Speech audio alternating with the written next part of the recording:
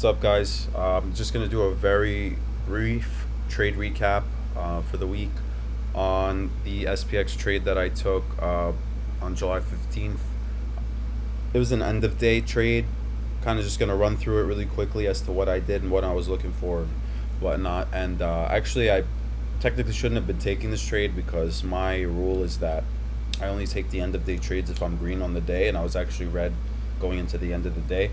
So I did go against my rules. It did work out, but it's not something that I'm thrilled about. I really shouldn't be doing that because I could have went into this position and lost it all, as is the risk at the end of the day.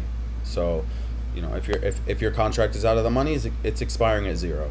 There's no ifs, ands, or buts. So it's like it's a big gamble. So for me to do it while I'm red, that was not, I don't encourage that. I always tell everyone you should be green. You should have some profits that you can play with, throw them into the market, whatever you can afford, while still staying green on the day. So yeah, briefly, just you can see I have the 1 minute candle on ES here, and I have SPX here. SPX had a pretty aggressive move from 335. Starting at 3:35 p.m. and I did not catch any of this 3:35, 3:40, and 3:45 candle. Any candle before 3:50, I was not really catching. So my entry was at 3:40. So I have the trade here. My entry was at 3:49 in 10 seconds. I got into 20 contracts, which was also something I shouldn't have done, but I kind of had a very frustrating day, and this was I feel like it was kind of a frustration trade because I had a good setups, and the trades just were not going in my favor yesterday. So I told myself I would take a step back, and I would just take an end of day trade and just be patient, wait it out, and just wait until the very end of the day to take my next trade.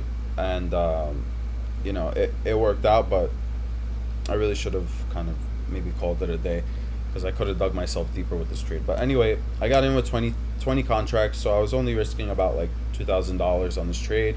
And yeah, basically I just scaled out. I think the breakdown was 30%, 50, 70, 80, 90, right? So some of these, by the way, some of these fills are off by about 10 cents. It's the fill that I thought I got when I entered it, but so see, for instance, the entry was actually 120, not 110.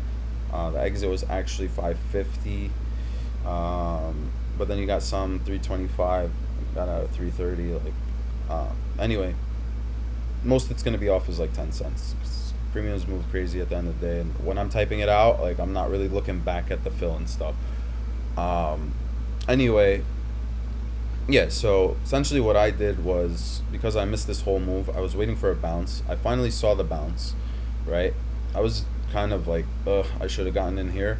Waited for the bounce, and then I waited for the rejection of supply. So you see, this is the 349 candle. If you look up here at the time, this is the 349 candle. I took the rejection into the 349 candle. You saw my entry was within 10 seconds of that candle. So I was already scaling out of my position before the 350 candle. So I scaled out, looks like 6 contracts. I don't know why it splits it up like this, but it's 222, but these are all at the same price.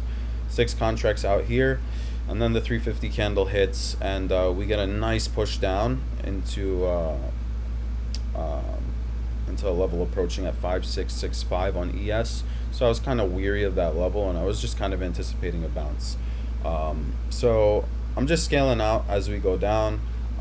You see here's the scale out. So I took off another 4 contracts. So at this point I was at 10 contracts, which is like half of my position. I lock it in immediately, give myself a little bit of a cushion, and then a minute and a half later I'm out an additional 4 contracts at $3.90. So you see, like, the 351 candle, that was this one right here, this candle right here.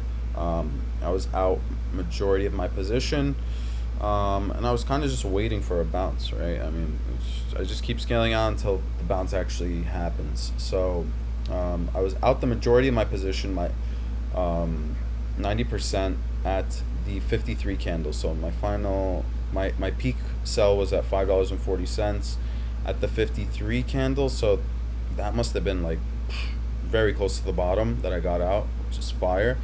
353 candle on the dot, it looked like, right here. So I got out right at the opening of that candle. I scaled out to my last two runners, and you see within 45 seconds those contracts got totally burnt.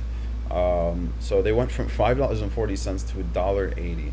Imagine chasing down there like crazy. But anyway, yeah, this just goes to show you 45 seconds can make a huge difference at the end of the day.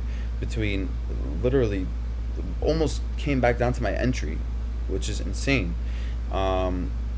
So yeah, it just goes to show you. This is also why it's very difficult for me to type, at the end of the day, and give signals and stuff. It's really hard. The contracts, the premiums move at an insane rate, especially if you're in the money. I've noticed that the premiums are just like, they move kind of crazy. The out of the money ones are not moving as aggressively because they don't have any intrinsic value, but the in the money ones were just, they just move insane. So